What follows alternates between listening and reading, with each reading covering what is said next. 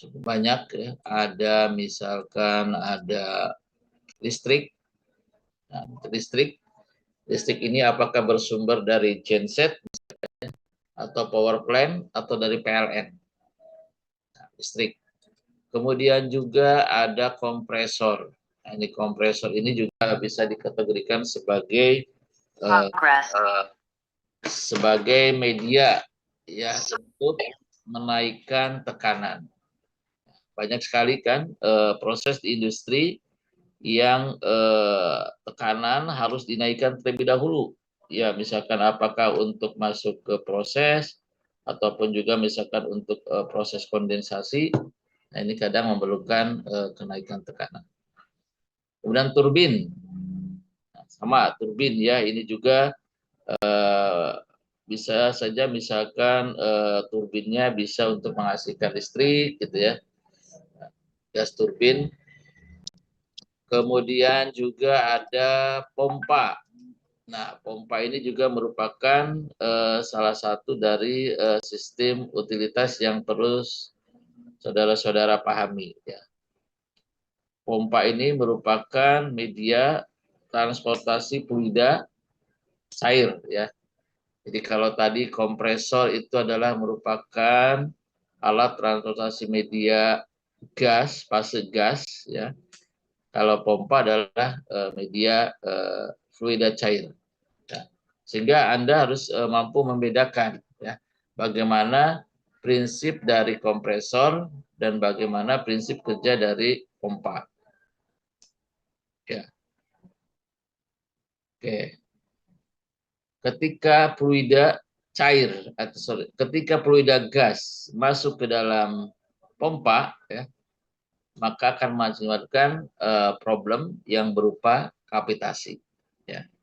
Sebaliknya, ya, ketika fluida cair masuk ke kompresor, maka juga akan menyebabkan problem. Ya. Salah satunya mungkin apa yang disebut dengan istilah surging, ya di situ ya. Nah, itu juga bisa salah satunya penyebabnya adalah fluida cair masuk ke kompresor. Karena fluida cair itu tidak dapat dikompresi. Ya. Dengan fase gas. Fase gas bisa dapat kita manfaatkan ya sehingga tekanannya menjadi naik. Ya, terkait dengan apa? Kompresor dan pompa mungkin nanti akan di bab tersendiri ya. Mungkin saudara juga sudah mempelajari di mekanika fluida ya. Di mekanika fluida mungkin nanti di situ akan dibahas juga terkait dengan alat transportasi gas dan alat transportasi fluida cair. Baik. Kemudian genset di sini ya. Genset juga merupakan utilitas ya. Ya, jadi nanti orang-orang elektrik misalkan ya akan mempersiapkan genset atau listrik ya supaya bisa berjalan dengan baik. Kemudian ada boiler. Nah, apa ini boiler? Ya, ada yang bisa menjelaskan boiler ini apa? Hah? Ada yang mau volunteer? Apa ini boiler? Halo?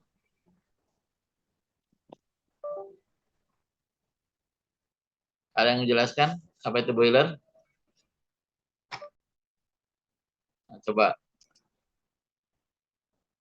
nih dari 84 orang. Ada yang menjelaskan nggak apa itu boiler?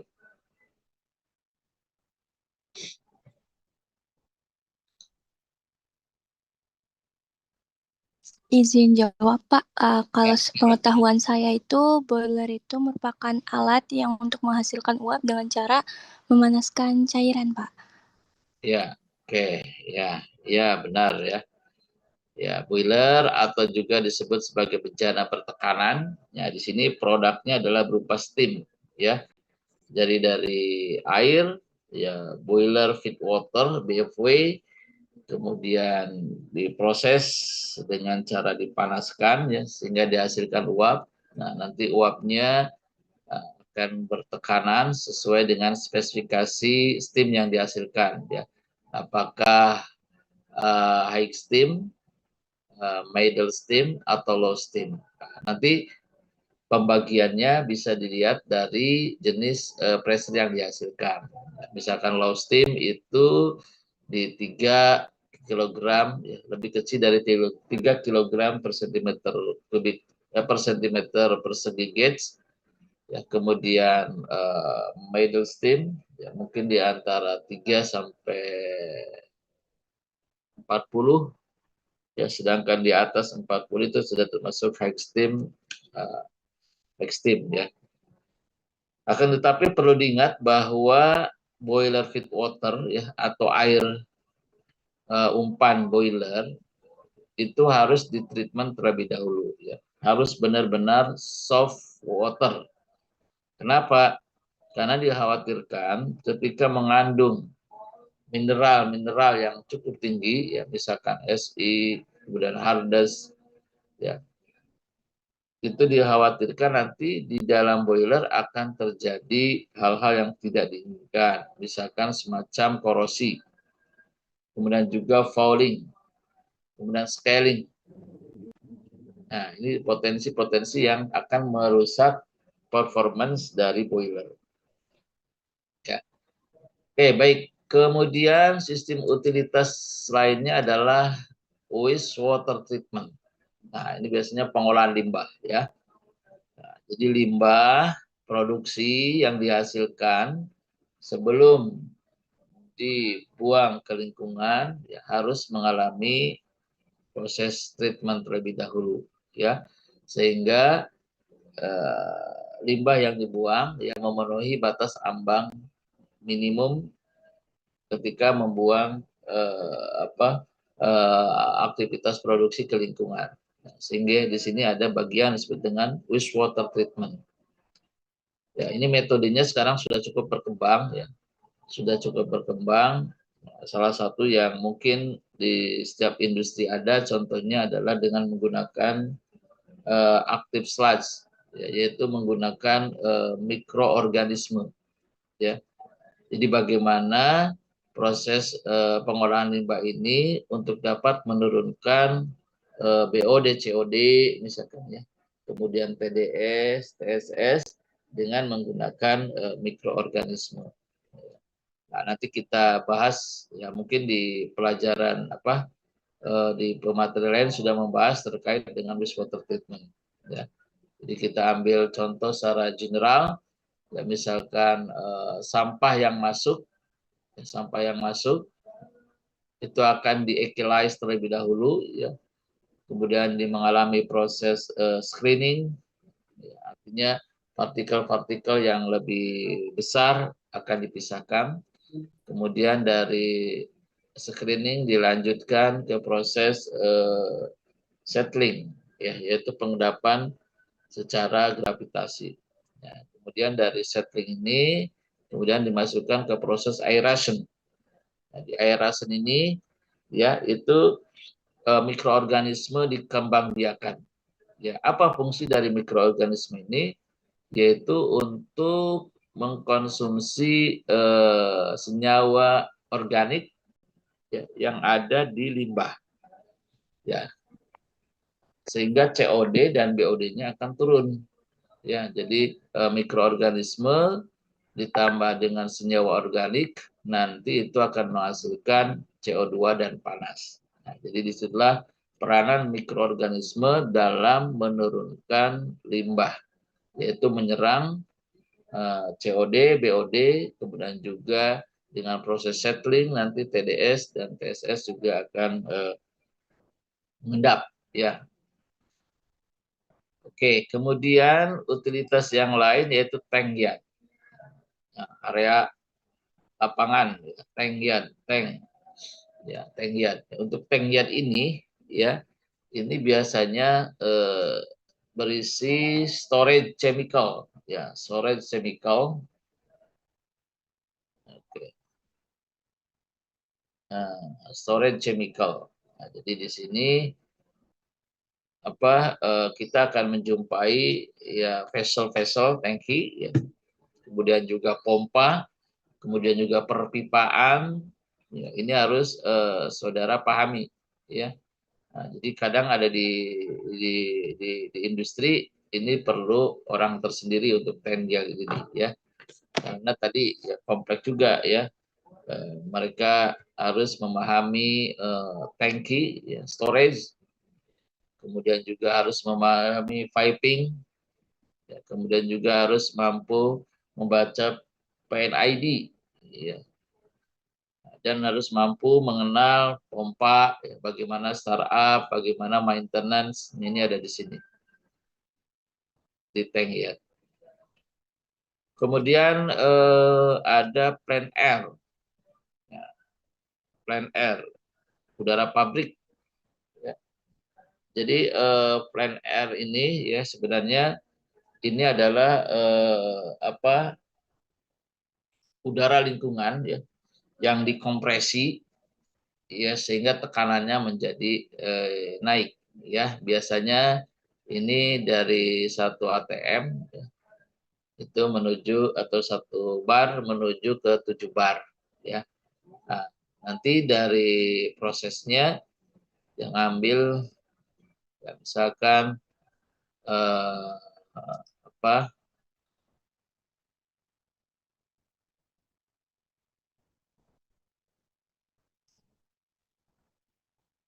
ya, misalkan ngambil dari lingkungan, ya, dari lingkungan, ya, kemudian difilter, nah, disaring terlebih dahulu, kemudian nanti di sini masuk ke kompresor, ya, apakah set atau 2 stage. Nah, di sini udara bertekanan. Nah, ini baru dihasilkan plan air. Ya. Kemudian plan air ini yang misalkan nanti akan masuk kepada heater. Nah, heater dikeringkan, ya, dikeringkan, heater, dryer, ya, sehingga nanti dihasilkan instrumen air. Instrumen air. Nah, instrumen air ini yang akan digunakan untuk mengendalikan alat-alat instrumentasi, ya, misalkan kontrol valve, yaitu media penggeraknya adalah instrumen air, ya, jadi udara yang benar-benar kering, ya, udara benar kering. Jadi dari plan air dimasukin ke dryer, nah ini akan dihasilkan instrumen air yang akan digunakan sebagai media pengendali, ya. Nah, kenapa? Karena di proses kontrol, ya, nah, itu nanti ada eh, transmitter, ya. Ya, misalkan ini proses, ini ada sensor, ya, sensor. Oke, sensor, misalkan nantinya di sini nanti ada controller, misalkan, ya, akan membandingkan hasil pengukuran dengan set point. Nah, ini set point, ya, ini misalkan hasil pengukurannya, ini measurement. Oke, ini controller, kemudian kontrol valve, baru ke proses lagi. Nah, nanti di kontrol valve ini, ya, dari controller ke kontrol valve ini terjadi perubahan sinyal yang awalnya adalah instrumen elektrik. Nah, ini masih elektrik, masih listrik yang bawa sinyal. Kemudian dari controller ke kontrol valve ini adalah pneumatik, ya, karena kita akan memasukkan tekanan instrumen air yang akan menaik turunkan kontrol valve di sini. Nah, itu gambaran secara singkatnya, ya. Nanti kita bahas lebih detail ketika di bab pembahasannya. Kemudian refrigerasi. Nah, ini pendingin. Nah, ini juga hal penting, ya. Di utilitas ini merupakan hal penting karena ini kaitannya misalkan bagaimana menjaga suhu, ya, menjaga temperatur. Misalkan di reaktor prosesnya adalah eksotermis, ya, karena reaksinya eksotermis maka dia akan menghasilkan panas. Ya, sementara kita ingin menjaga bahwa temperatur di reaktor tersebut adalah konstan pada temperatur tertentu. Ya, katakan misalkan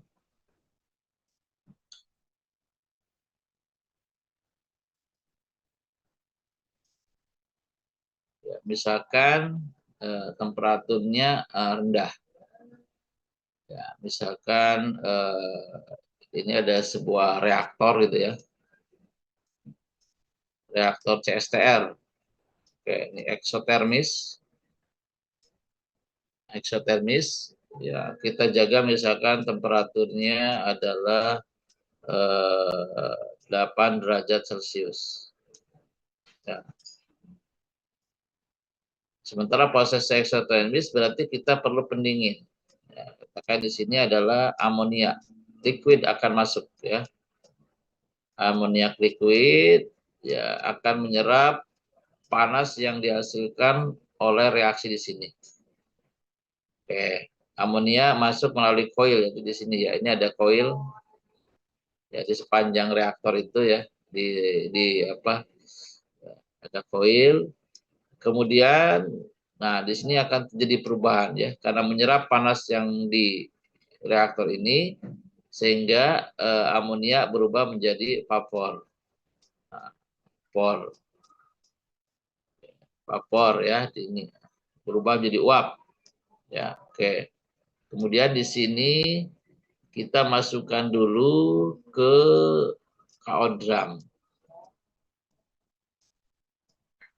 KO drum ini ada demisternya ya, sehingga yang benar-benar vapor akan ke atas ya, sedangkan kalau yang masih mengandung liquid, nah ini juga akan turun ya, dibalikin kembali. Nah, yang vapor ini kita kompresi ya, kita kompresi ya, dikompresi. Oke, kemudian setelah dikompresi dikondensasi dulu ya, sehingga berubah menjadi liquid, misalkan kemudian disimpan di storage ya. Ini amonia liquid lagi nih. Kemudian di sini ada expansor valve ya, liquidnya oke, digunakan kembali ke sini. Jadi sistem refrigerasi ini ya, ini ada evaporator. Reaktor di sini adalah bisa dikatakan sebagai evaporator. Ya, dia akan menguapkan amonia liquid menjadi vapor. Kemudian di sini ada kompresor. Kemudian ada kondensor ya. Kondensor dan expansion valve. Nah, expansor. Jadi komponen utama dari proses refrigerasi ada evaporator, ada kompresor, ada kondensor, dan ada expansion. Ini 4 komponen ya. Ini pada proses refrigerasi. Jadi prosesnya adalah sirkulasi. Ya. Setelah dipakai jadi uap, kemudian dikompresi, dikondensasi lagi, disimpan di storage, terus dipakai ya. Nah, dia akan hilang kalau ya selama perjalanan ini ada kebocoran-kebocoran ya. Sehingga mungkin setiap berapa tahun sekali di make up ya atau sesuai dengan kebutuhan. Kita menjaga level di storage-nya biar aman untuk proses. Oke, itu refrigerasi ya. Ada yang tanyakan dulu?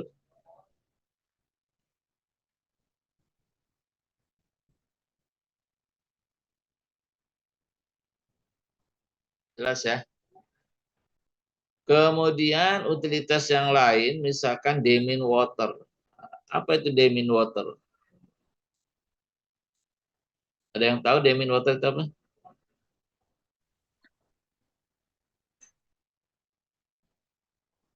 Apa Demin water? Ayo. Air yang udah nggak ada kandungan mineralnya tuh, Mas. Oke, air yang kadar mineral-mineralnya sudah dikurangi ya. Jadi mineral-mineral yang ada di airnya sudah dihilangkan. Tetapi tidak mungkin 100% ya, pasti masih ada lah ya. Nah, ini prosesnya ya, cukup banyak ya. Di antaranya kita lihat yang ion exchange. Ion exchange.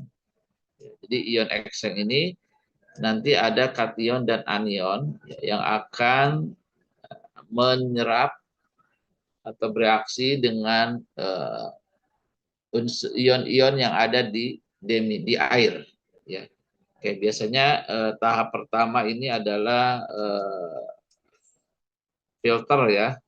Filter ini bisa kita isi misalkan dengan pasir, dengan ijuk, dengan gravel ya, masuk. Ya, ini misalkan air dari KPI ini ya, ini industrial water. Ini dari KPI atau dari Salimo misalkan. Masuk ke filter.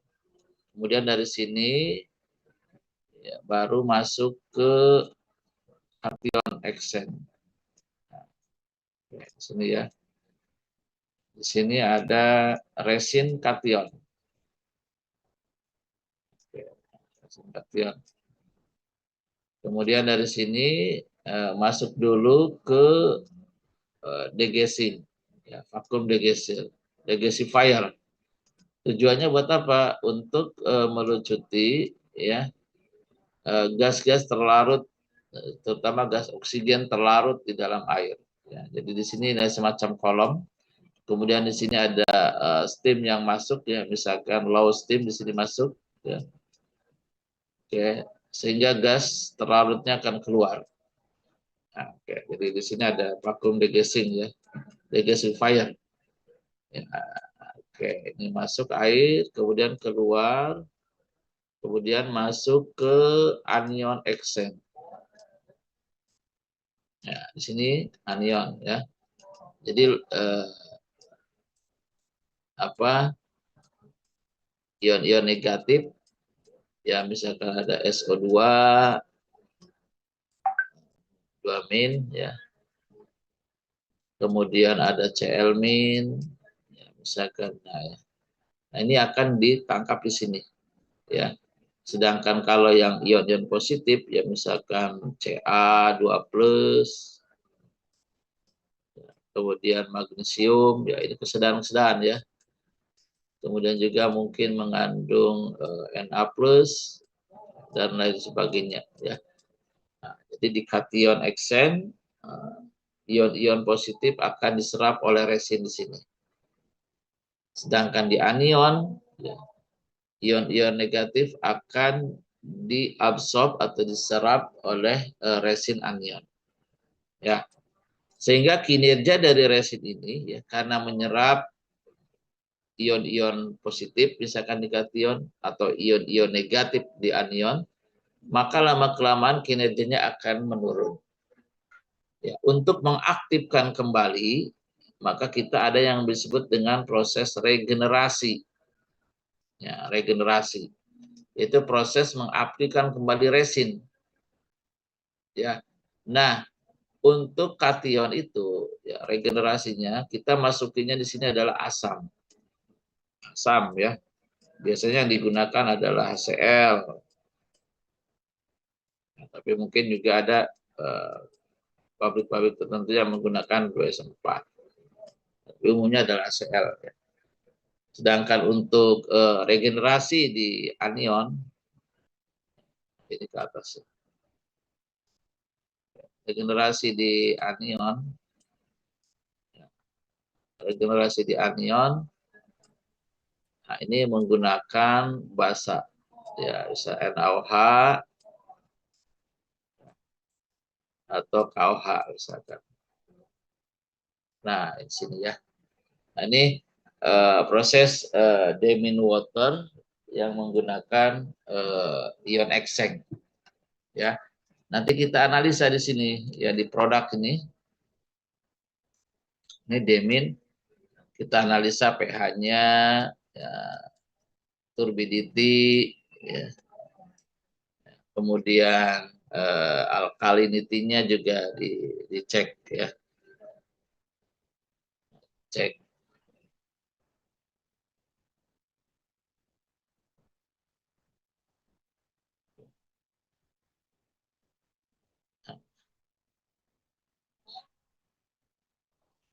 Oke, ya ada yang tanyakan?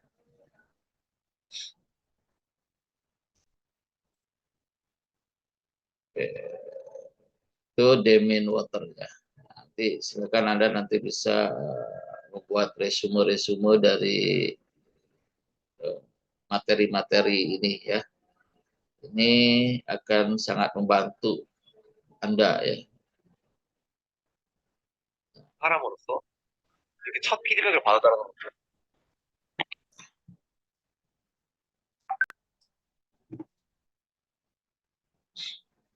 Oke ya. Kemudian sea water. Nah, apa nih sea water? Air laut ini apa? Jadi air laut juga biasanya digunakan sebagai media pendingin ya. Ya, kita ambil contoh yang sederhana aja. Misalkan sea water di sini ya. Ini ada HE ya, heat exchanger, misalkan jenisnya adalah flat and frame. Ya. Nah, ini air laut ya. Ini ngambil dari laut nih ya. Jadi biasanya ini ada jetinya ya, di jeti. Suction, ambil dari laut. Ya. Transfer, kemudian di sini dikontakkan dengan air panas yang dari proses. Sedangkan keluarannya dikembalikan lagi ke laut, ya, return. Nah, ini dibalikin, ini air laut, ya. Nah, sementara di sini ini ada air dari proses, ya, air yang panas misalkan ya. Kita kontakkan dengan air laut, harapannya adalah dingin. Kemudian di sini ada cooling water. Ini cooling water yang media pendinginnya adalah air laut ya. Oke, misalnya ditampung di sini cooling water, nanti cooling waternya ini juga ditransfer ke user. Nah, oke, jadi misalkan ini masuk misalkan 40 ya, 40 derajat ya, atau sampai 45 misalkan ya. Maka yang keluar ini diharapkan ya sekitar 31 ya, air laut sampai 33 lah ya. Misalkan air laut yang masuk sekitar 28 sampai 31 derajat Celcius. Sehingga yang keluar ya mungkin 37 derajat Celcius ya. Nah, ini 30 33 ya, kemudian nanti dari sini kita kirim ke user. Oke, usernya bisa HE gitu ya. Nah, HE yang didinginkan dengan cooling water. Jadi dari setelah user kan panas tuh. Nah, dibalikin lagi ke sini. Nah, gitu ya. Nah, jadi di sini media pendinginnya itu di sini. Ya, jadi seawater digunakan sebagai media pendingin air proses ya, yang sudah dipakai. Nah, jadi kontaknya di sini di flat and frame. Ya, terjadi proses perpindahan panas di sini.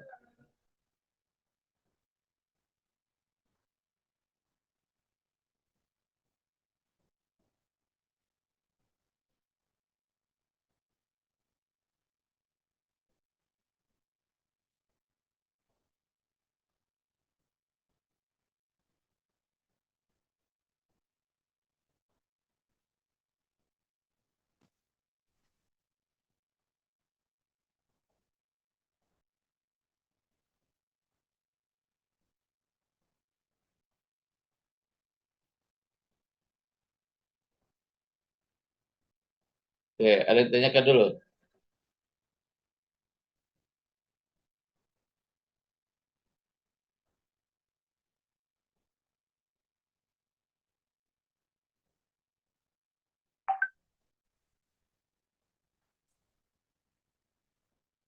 Ya, itu ya.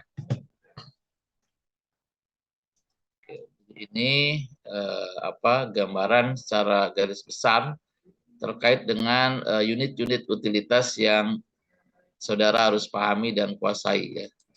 Nah, menjelang KP bagusnya sudah bisa ini ya. Oke, dan ini. Jadi cukup banyak yang harus Anda pahami ya. Oke.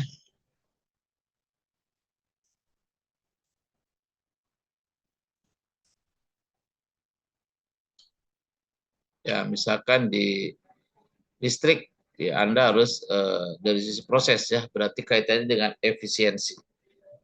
Ya. Sedangkan di kompresor, apa yang harus Anda pahami? Ya, jenisnya, misalkan kompresor, ya secara garis besar dibagi dua, ya ada yang displacement, ya dan non displacement.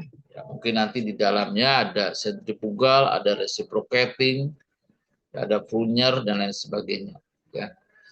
Kemudian juga turbin, ya jenisnya, ya cara mengoperasikannya, cara maintenance-nya apa saja. Ya, termasuk pompa juga sama ya. Di sini ada jenis, cara mengoperasikan, ya kemudian kavitasi itu apa, bagaimana cara mengatasi kavitasi, kemudian juga ada NPSH biasanya kalau di pompa ya, net positive suction head, ya apa-apa NPS available, NPS required, nah ini ya, nah ini juga.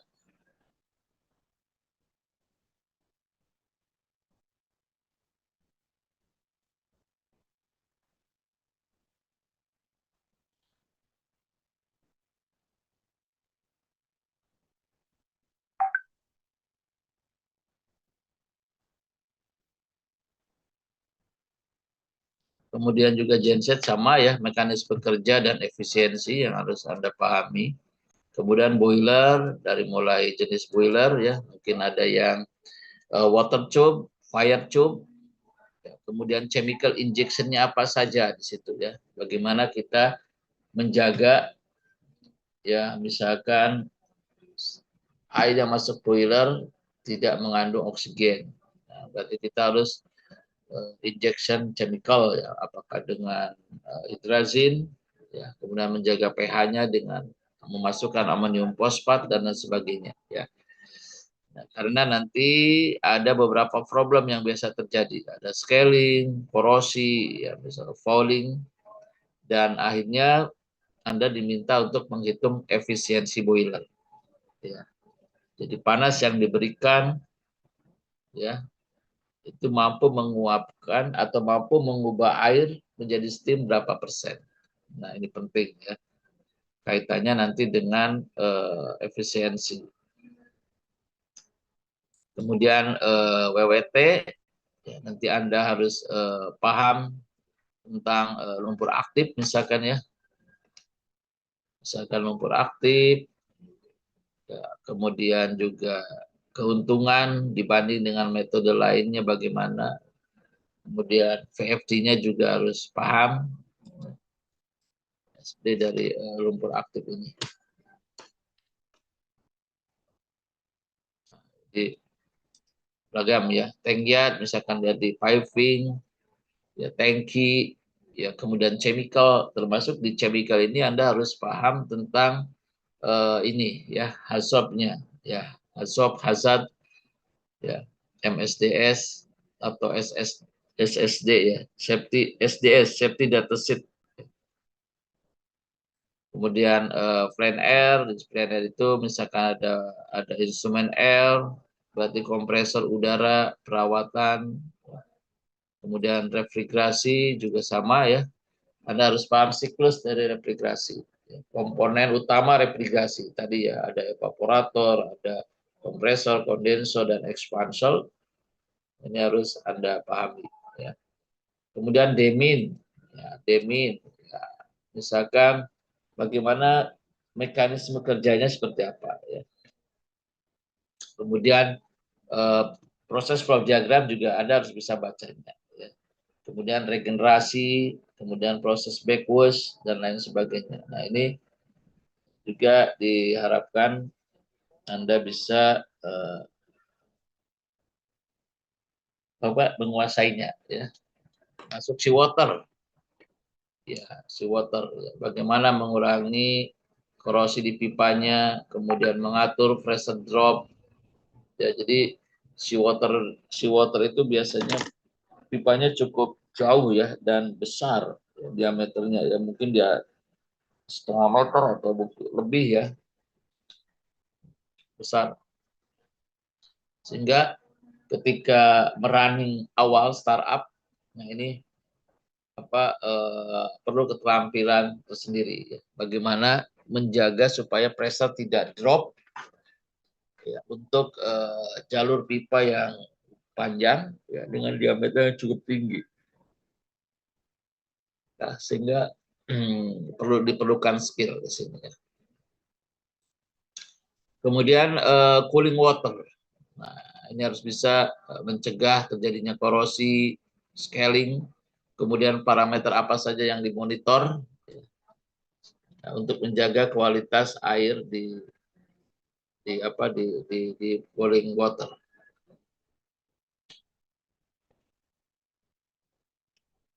Oke, kemudian ini, ya. Nah, kita lihat misalkan di tetangga sebelah, ya. Di tetangga sebelah, nah ini beberapa fasilitas utilitasnya, ya. Ada jetty, ada seawater intake tadi, ya. Kemudian ada ini tank yard, unit penyimpanan etilen misalkan, ya. Kemudian unit penyimpanan buten, kemudian ada boil off gas compressor, kemudian cooling water, kemudian portable water unit, steam generation, instrument air, nitrogen, effluent treatment unit, kemudian flare stack. Nah, flare stack ini fungsinya adalah untuk membakar waste gas, ya. Jadi limbah-limbah gas biasanya ditampung, ya, di KO drum terlebih dahulu, kemudian nanti akan dibakar di flare stack.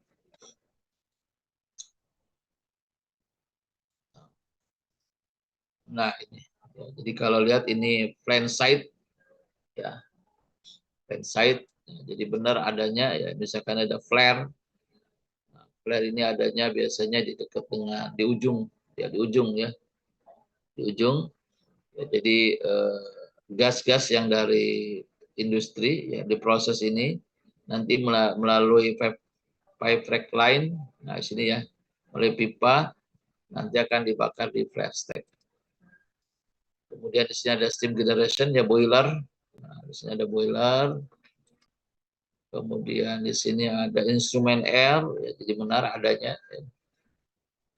Kemudian ada ethylene tank unit, ya, ini tank yard misalkan, ya, karena untuk menyimpan etilen. Kemudian juga ada CAU, compressor unit, kemudian juga ada demin unit. Di sini demin, ya, misalkan, ya, proses pengolahan industrial water menjadi demin. Kemudian juga ada TCW, ya, cooling water di sini, ya. Kemudian ada boil off gas, kemudian ada CVU dan SRU, RSU, ya.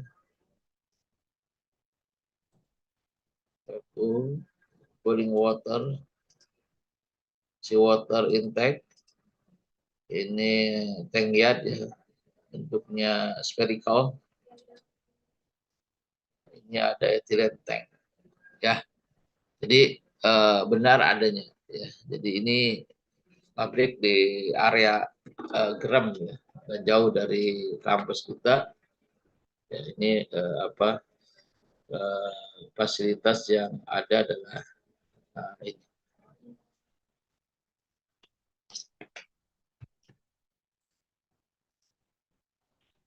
Oke, ada yang tanyakan dulu?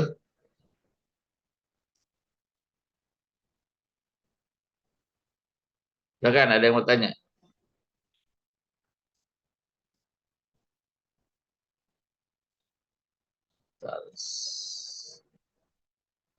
Saya masuk dulu ke si Akang ya.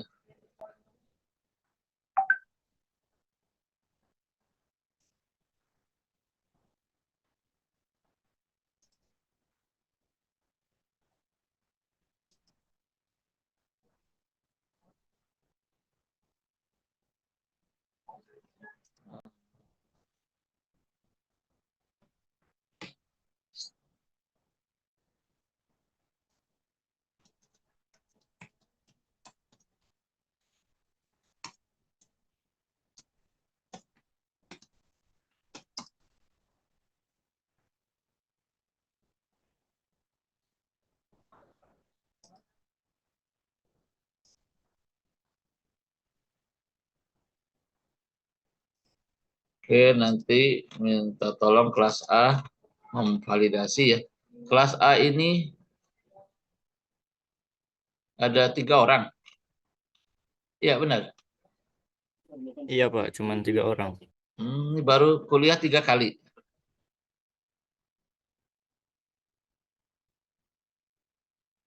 Oke, kemudian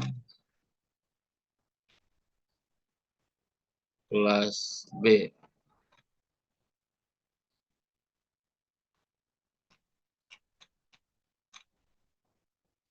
Kelas B.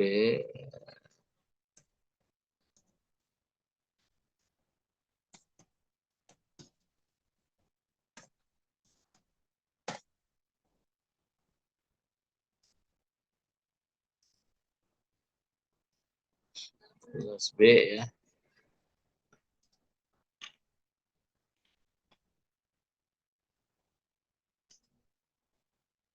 Kemudian kelas C.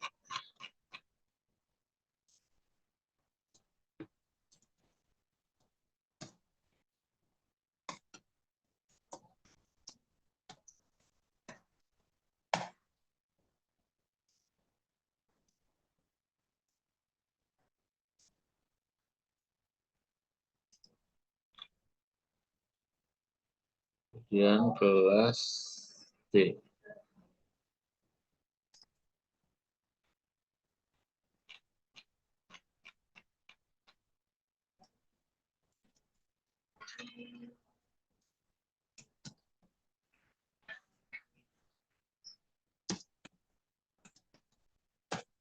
Kalian bisa lihat materi di si Akang nggak?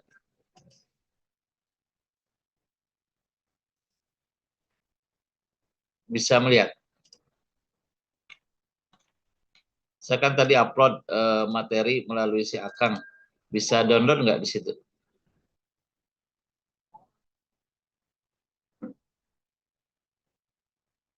Halo? Bisa Pak. Bisa diambil ya? Bisa Bapak. Oke, kalau nah nanti minta tolong dipelajari ya. Mudah-mudahan nanti setelah Lebaran kita masih ada waktu 1 kali perkuliahan lagi kalau nggak salah ya. Karena UTS-nya diundur tanggal 21 mulai 21 sampai 26 April. Nah, jadi masih bisa ada perkuliahan lagi. Baik, ada yang ditanyakan dulu? Cukup Pak. Cukup ya. Kalau cukup saya kira pertemuan di minggu ini saya cukupkan sekian ya. Selamat berlibur, selamat berhari raya dengan keluarga ya. Jaga kesehatan sehingga tanggal